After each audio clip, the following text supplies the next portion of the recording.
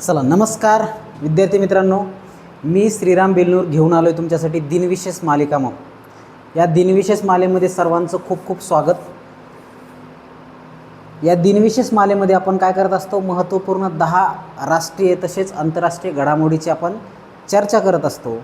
आणि आज आहे 26 एप्रिल 2026 आणि आजचा दिनविशेष घेऊन आलो आहे तुमच्यासाठी. बघा, आज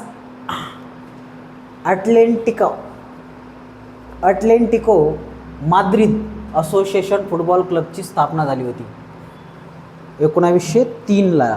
म्हणजे 26 एप्रिल 1903ला जे वेस्टर्न कंट्री आहे यामधला अटलेंटिको माद्रिद असोसिएशन फुटबॉल क्लब हा जो क्लब आहे याची 1903ला स्थापना करण्यात आली होती. त्याच्यानंतर आजच्या दिवशी नाझी जर्मनीच्या गेस्टपो म्हणजे गुप्त पोलीस या दलाची स्थापना करण्यात आली होती. कधी? 1933ला. त्याच्यानंतर आजच्या दिवशी आंतरराष्ट्रीय दबावामुळे सिरियाने लेबनॉनमधून सैन्य काढून घेतले होते 2005ला, 26 एप्रिल 2005ला. त्याच्यानंतर आजच्या दिवशी आशियाई विभागातील बुद्धिबळ स्पर्धेत भारताच्या निशा माहोतने काय केलं होतं, इंटरनॅशनल वुमन किताब मिळवला होता 1995ला. त्या पहिल्या वुमन्स ठरल्या होत्या भारताच्या. त्याच्यानंतर आजच्या दिवशी बांगलादेशमध्ये चक्रीवादळ आले होते आणि जवळपास 1300 लोक ठार झाले होते, तर 12,000 लोक जखमी झाले होते आणि 80,000 लोक बेघर झाले होते. तर हे कधी आलं होतं? 26 एप्रिल 1989 साली. त्याच्यानंतर जागतिक बौद्धिक मालमत्ता संघटना स्थापन करण्याच्या अधिवेशनाची अंमलबजावणी आजच्या दिवशी झाली होती 26 एप्रिल 1970ला. तर जागतिक बौद्धिक मालमत्ता जे काय पेटेंट आहे, पेटेंटच्या अधिवेशनाची अंमलबजावणी झाली होती. म्हणून आजचा दिवस जागतिक बौद्धिक दिवससुद्धा म्हणून पाळला जातो. काय म्हणून पाळला जातो? जागतिक बौद्धिक मालमत्ता दिन म्हणून सुद्धा पाळला जातो.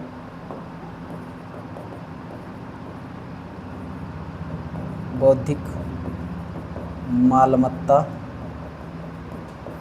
दिन म्हणून सुद्धा आजचा दिवस साजरा केला जातो, पाळला जातो.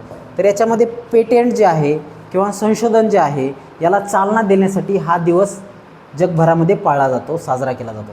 त्याच्यानंतर आजच्या दिवशी रशियातील चेर्नोबिल येथील अणुभट्टीत भीषण स्फोट झाला आणि किरणोत्सारी पदार्थ बाहेर पडले आणि त्याचा परिणाम तिथल्या लोकांना झाला. तर हे 1986ची घटना आहे.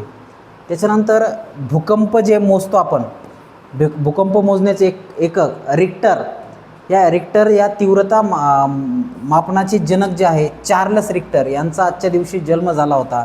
म्हणून त्यांच्या नावानंच काय केलं होतं, भूकंपाचं एकक जे आहे त्यांनी शोधून काढलं होतं आणि त्यांच्या नावानं चार्ल्स रिक्टर यांच्या नावाने रिक्टर हे जे आहे भूकंपाचं एकक ते त्यांनी त्याची नोंद केली होती की म्हणजे रिक्टर नाव दिलं होतं त्याला. तर हे यांचा जन्म झाला होता 26 एप्रिल 1900 साली आणि त्यांचा मृत्यू झाला 30 सप्टेंबर 1985 साली. तर 85 वर्षाचं आयुष्यानं लाभलं आणि यांनी भूकंपाचं मोजणी यंत्र काढलं. तर थोर भारतीय गणिती तज्ज्ञ श्रीनिवास रामानुजन यांचं निधन झालं. कधी?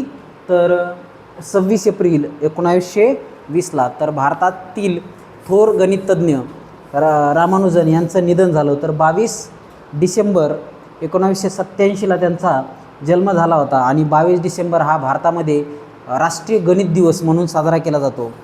तर हा अतिशय खूप थोर असे व्यक्तिमत्व असलेले गणिततज्ञ श्रीनिवास रामानुजन यांचा जन्मदिवस 22 डिसेंबर 1987. तर 22 डिसेंबर हा राष्ट्रीय गणित दिवस म्हणून साजरा केला जातो, परंतु आज त्यांचा मृत्यूदिन आहे, त्यांचा स्मृतिदिन आहे. नेपाळचे माजी पंतप्रधान मनमोहन अधिकारी यांचे निधन झाले होते. आज 1999ला त्यांचं निधन झालं आणि त्यांचा जन्म कधी झाला होता? तर 20 जून 1920ला त्यांचा जन्म झाला होता. तर हे आहे आजचे दिनविशेष. तर बघा, जागतिक बौद्धिक मालमत्ता दिवस आहे आज. म्हणजे आपण जे जी काही बौद्धिक मालमत्ता तयार करतो किंवा जे काही संशोधन करतो त्याचा पेटेंट आणि त्या पेटेंटचं जतन करण्याच्या हिशोबानं एक अधिवेशन आज त्याची अंमलबजावणी करण्यात आली होती 1970ला आणि त्याच्या स्मृतिप्रित्यर्थ आजचा दिवस हा जागतिक बौद्धिक मालमत्ता दिवस म्हणून जगभरामध्ये साजरा करण्यात येतो. तर अशाच नवीन व्हिडिओसाठी माझ्या चॅनलला फॉलो करा, जास्तीत जास्त ही माहिती शेअर करा आणि बेल आयकॉनला क्लिक करा जेणेकरून तुम्हाला रोजच्या रोज अपडेट येत राहतील. ओके, तर आजचा दिवस तुम्हाला शुभ जाओ. धन्यवाद.